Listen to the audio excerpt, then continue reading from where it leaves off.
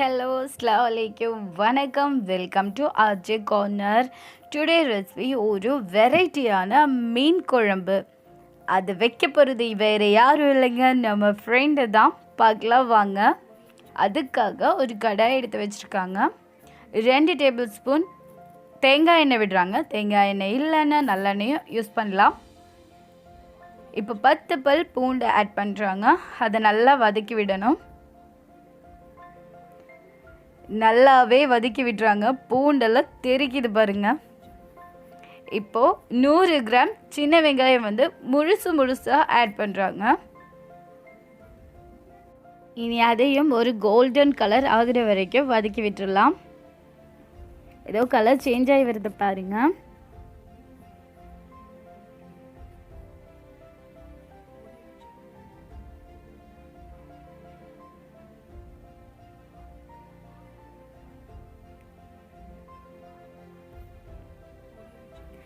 இனி வெங்காயம் நல்லா வதங்கிய உடனே தக்காளி ஆட் பண்ணிடலாம். ஒரு 300 கிராம் தக்காளி எடுத்துக்கோங்க, 1/2 கிலோ மீனுக்கு. ஏன்னா நம்ம இதில் புளி சேர்த்து போகிறதில்ல. இப்போ தக்காளியும் வெங்காயமும் நல்லா வதங்கிறதுக்காக உப்பு போட்டு மூடி வச்சிடுறாங்க. இப்போ பாருங்கள் எவ்வளோ ஜூஸியாக வெந்திருக்குன்னு. இந்த டைமில் 1 டேபிள் ஸ்பூன் மிளகாய்த்தூள் ஆட் பண்ணுறாங்க. அவ்வளோதான். ரா ஸ்மெல் போனதும் ஆற விட்டு மிக்சியில் அரைச்சிட்டு வந்துடலாம். இப்போ ஒரு கடாய் எடுத்துருக்காங்க. அதில் 2 டேபிள் ஸ்பூன் தேங்காய் எண்ணெய் விடுறாங்க. 1/4 டீஸ்பூன் வெந்தயம் ஆட் பண்ணுறாங்க. ஆமாங்க, வழக்கம் போல் நம்ம ஷெஃப் எண்ணெய் சூடாகாமையே போட்டுட்டாங்க. இப்போ அதோட 1/2 டீஸ்பூன் ஜீரகத்தையும் ஆட் பண்ணுறாங்க. இப்போ தான் சூடாகி வருது. இனி சின்ன வெங்காயத்தை நீளமாக வெட்டி வச்சுருக்காங்க, அதையும் இதில் சேர்த்துறாங்க. இனி இதையும் நல்லா வதக்கி விட்டுடலாம்.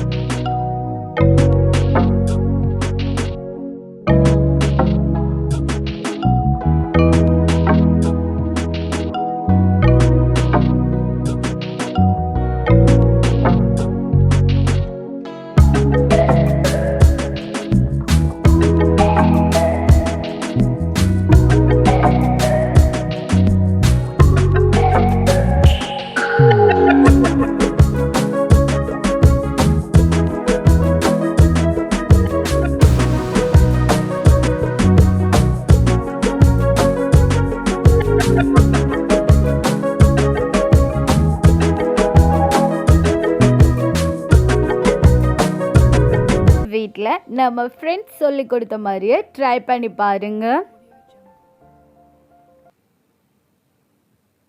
இந்த வீடியோ பிடிச்சிருந்தா லைக் பண்ணுங்க, சப்ஸ்கிரைப் பண்ணுங்க, பெல் பட்டனை ப்ரெஸ் பண்ணுங்க, அதோட ஆல்ங்கிற ஆப்ஷனையும் சூஸ் பண்ணுங்க.